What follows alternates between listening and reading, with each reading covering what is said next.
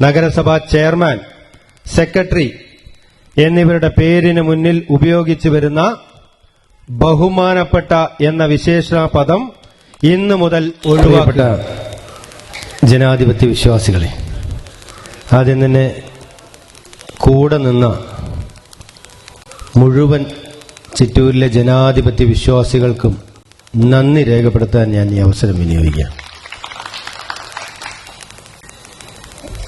ഈ ചെയർമാൻ പദവിയിൽ കയറിയതിനു ശേഷം ആദ്യത്തെ പ്രഖ്യാപനം എന്താണ് എന്നുള്ള ചോദ്യങ്ങൾ പല പ്രാവശ്യം വന്നതാണ്. പൗരൻ ഭരണാധികാരി എന്ന വ്യത്യാസമില്ലാതെ ഇനി മുന്നോട്ട് പോകുക എന്നതാണ് ആദ്യത്തെ പ്രഖ്യാപനം. ആദ്യത്തെ തീരുമാനമായി നമ്മൾ മുൻകൂർ അനുമതിക്കായി ഇന്ന് കൊടുക്കണം. ഞാൻ വായിക്കാം. ജനാധിപത്യത്തിലെ പരമാധികാരികൾ ജനങ്ങളാണെന്ന ബോധ്യം ഉൾക്കൊള്ളാതെയാണ് നമ്മുടെ സർക്കാർ സംവിധാനങ്ങൾ പ്രവർത്തിക്കുന്നത്. എന്നാൽ ചിറ്റൂർ തത്തമംഗലം നഗരസഭ അതിനൊരു തിരുത്താവും. നഗരസഭാ ചെയർമാൻ, സെക്രട്ടറി എന്നിവരുടെ പേരിന് മുന്നിൽ ഉപയോഗിച്ചു വരുന്ന ബഹുമാനപ്പെട്ട എന്ന വിശേഷണ പദം ഇന്നു മുതൽ ഒഴിവാക്കുകയാണ്.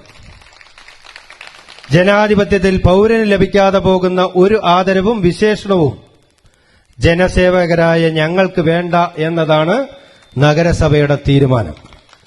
നഗരസഭയിലെ ഓരോ പൗരന്റെയും മനുഷ്യാന്തസ്സും തുല്യതയും പൌരാവകാശവുമാണ് ഇതിലൂടെ ഉറപ്പുവരുത്തുന്നത്. സർക്കാർ നോട്ടീസുകളിൽ, ശിലാഫലകങ്ങളിൽ, ഔദ്യോഗിക കത്തുകളിൽ ബഹുമാനം രേഖപ്പെടുത്തി നൽകുമ്പോൾ അത് അധികാരത്തിന്റെ ഓർമ്മപ്പെടുത്തലാവുന്നു, അശ്ലീലമാവുന്നു. പൊതുജന സേവകർ നിർബന്ധമായും ആദരിക്കപ്പെടേണ്ടവരും ബഹുമാനിക്കപ്പെടേണ്ടവരും ആകണമെന്ന തോന്നലുണ്ടാക്കുന്നു. രാജഭരണത്തിന്റെ അവശേഷിപ്പുകളും കൊളോണിയൽ വിശേഷണ പദപ്രയോഗങ്ങളും പൂർണ്ണമായി ഇന്നു മുതൽ ഈ നഗരസഭയിൽ ഒഴിവാക്കുന്നു.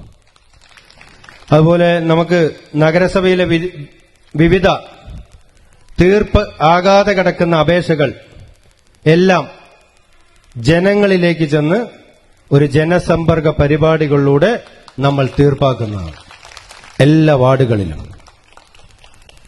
അതേപോലെ എല്ലാ വാർഡുകളിലും ജനങ്ങൾക്ക് വിവിധ ആവശ്യങ്ങൾക്കായി അപേക്ഷ സമർപ്പിക്കുന്നതിനും നികുതികൾ അടയ്ക്കുന്നതിനും വെള്ളക്കരം, വൈദ്യുതി ബില്ല് മുതലായവ അതാത് വാർഡുകളിൽ ആഴ്ചയിൽ ഒരു ദിവസം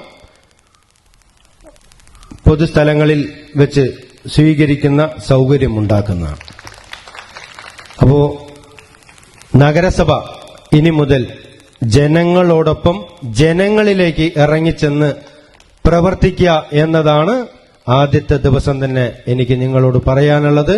ഭരണാധികാരി, പൗരൻ എന്ന വ്യത്യാസമില്ലാതെ എല്ലാവരും തുല്യരാണ് എന്ന ചിന്താഗതിയോടുകൂടെ ഇവിടെ ഇരിക്കുന്നതും ഇതിന് പുറത്തിരിക്കുന്നവരും മുഴുവൻ തുല്യരാണെന്ന ഒരു ചിന്തയോടുകൂടെ നമ്മൾ ഇനി മുതൽ ഒരു ജനകീയ ഭരണം കാഴ്ചവെക്കുമെന്ന് പറഞ്ഞുകൊണ്ട് കൂടെ നിന്ന മുഴുവൻ ആളുകൾക്കും ഒരിക്കൽ കൂടി ഹൃദയത്തിന്റെ ഭാഷയിൽ നന്ദി രേഖപ്പെടുത്തിക്കൊണ്ട് ഞാൻ എന്റെ വാക്കുകൾ അവസാനിപ്പിക്കുന്നു. നന്ദി. ജയ് ഹിന്ദ്.